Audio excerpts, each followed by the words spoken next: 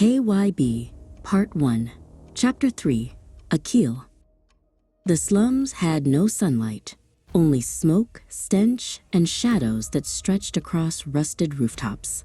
Buried in its heart was a brothel, a house of broken dreams where survival was sold night after night. It was here a baby boy was born. He never knew his father. His mother, like the other women, worked under the cruel hand of the brothel owner. Yet the boy was not raised by one, but by many. Every woman in that house became his guardian. They fed him, clothed him, shielded him from violence when they could. To them, he was not a burden but a son, one bright spark in a place of decay. The boy grew in shadows, yet carried light in his eyes.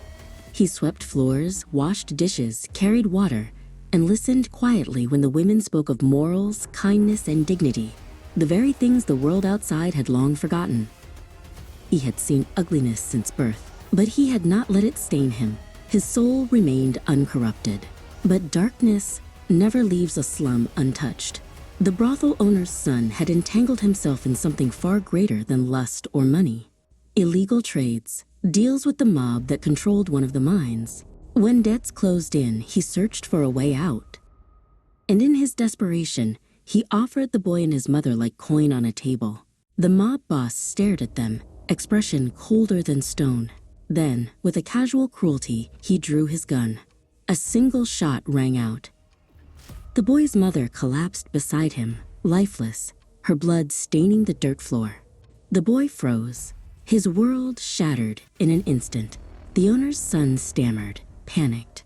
"They're worthless. I thought..." The mob boss cut him off, pressing his boot against the boy's face. "Worthless," he said flatly. "Like her." He raised his gun again, aiming at the child. That was the moment Maha saw him. The immortal had slipped into the summit grounds, silent as a shadow. His mission had been clear: find the village girl, take her back, and vanish. But the sight before him ripped through every wall of detachment he had built. A boy, no older than 12, pressed into the dirt beneath a monster's heel. Something in Maha's chest burned. His mission could wait, his vow could not. The ground shook with violence. Maha launched himself into the mob like a storm, his fists breaking jaws, his strikes snapping bone.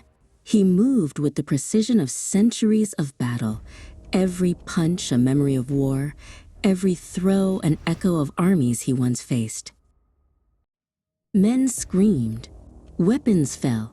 Blood stained the dirt. The mob boss roared, swinging, but Maha caught his arm, twisted, and drove him into the earth. With eyes burning, he lifted him like a rag doll and hurled him into the wreck of a truck nearby, the same truck that carried the thug who had kidnapped Sarah.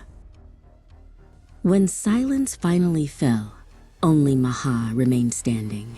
Beside him was the boy, shaken but alive.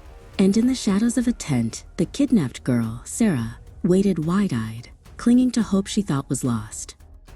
Maha carried them both to the truck. His face, though stern, softened as he looked down at the boy. "What's your name?" he asked. The boy wiped his tears with a trembling hand. His voice cracked, but carried strength beyond his years. "Akil," he whispered. "My name is Akil." Maha nodded once, memorizing it. A name that would matter, to be continued